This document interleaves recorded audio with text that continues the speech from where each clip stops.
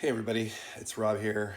The morning after I roasted that coffee, I did that yesterday, and today we're gonna brew some of it. I just wanted to show you what I do when I'm brewing coffee.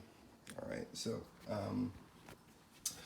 have 1 liter of water here, ready to boil. I don't know why I don't have it boiling already. So 1 liter, I know it's 1 liter because in my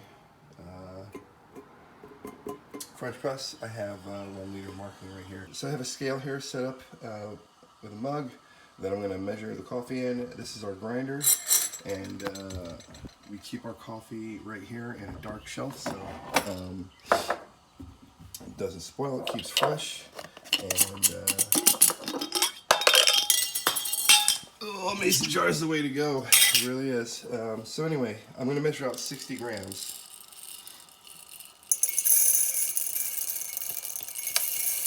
Oops, I lost one.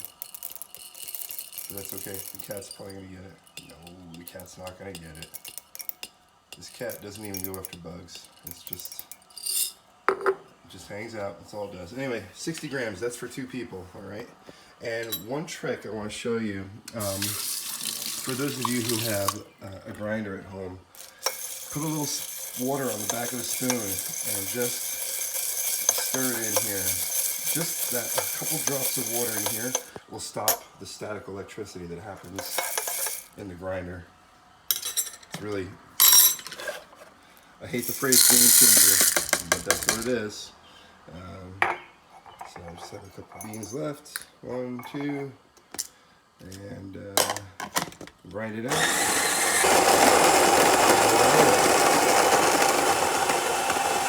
So that's the other thing, by the way. I don't keep this full of coffee. I only put in here what I need to grind for that day. Otherwise, it's just going to sit there and get stale. So, and also exposed to sunlight and all that stuff. So we don't want to do that. So, anyway, this is the fresh ground coffee. It's it smells so good.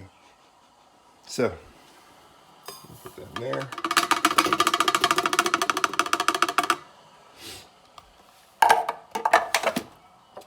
Put this back up in here. After the first day or so, you can tighten this all the way if you want, but I still like to leave it a little bit loose, just in case there's any more gassing. So this is the coffee I roasted yesterday. It came out really amazing, but we haven't tasted it yet. And this is just backup store-bought coffee.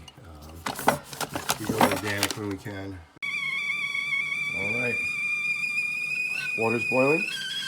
So, since we did a light roast, we're going to pour the coffee immediately on. If it was a dark roast, I would wait 10 seconds, but this is immediate. So just watch this magic here.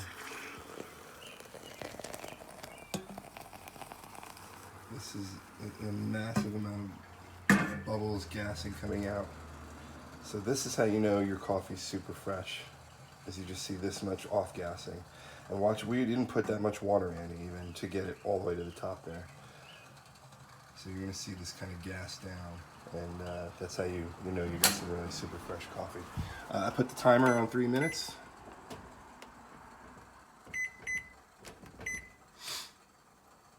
So we're gonna let that sit for 3 minutes.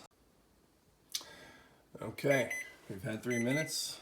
So go back to the coffee, and you can see exactly how much degassing we've done. So this is really only not even halfway full with water, just about halfway. We just loosen up the coffee on top, take the still hot coffee and fill this all the way to the almost top. I mean, you know how French press works, so there's there. And then take our lid. And then what I do is I just pop this into the top. Now, right now, all I'm doing is I want to let the heat, I want to keep as much heat in there as possible, but I don't want to push down yet. And I want to let this sit for a few minutes, actually. Because right now, all the coffee grind is flowing down, and it'll make it easier to push down. And we don't even need to push this down all the way. You only need to push it down about halfway, and then you can pour your coffee. And yeah, so that's that. Okay, so it's been a couple minutes, so I'm just gonna plunge this down Like I said, only about halfway.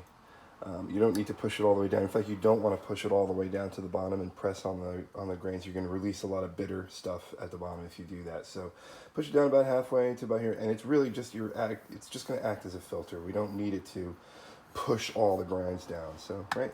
So today I have to pick up my stepson. So I'm going in the travel mug. So I'll show you.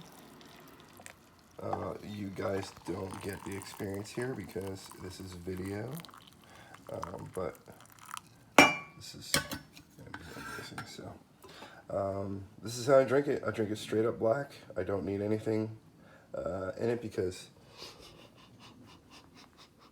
it's so this is really good. Yeah. You know, if you have an opportunity, I would definitely suggest by starting off, find a local roaster, support a local business, go to that roaster. The coffee's going to be a little bit more expensive, but man, it's going to blow your mind. And when you drink, you know, higher end coffee, and I say higher end, I mean just like when you drink fresh coffee like that, that you know is been roasted within a couple of days, try it black. I know it's not what you think, but like try it black. And the cooler it gets, like as it cools down, it starts getting more of that flavor back. So definitely try it black. Let it sit for a little bit. Don't drink it right away. It's awesome. It's yeah, it's one of those things in life you should experience. So hope you guys are doing awesome.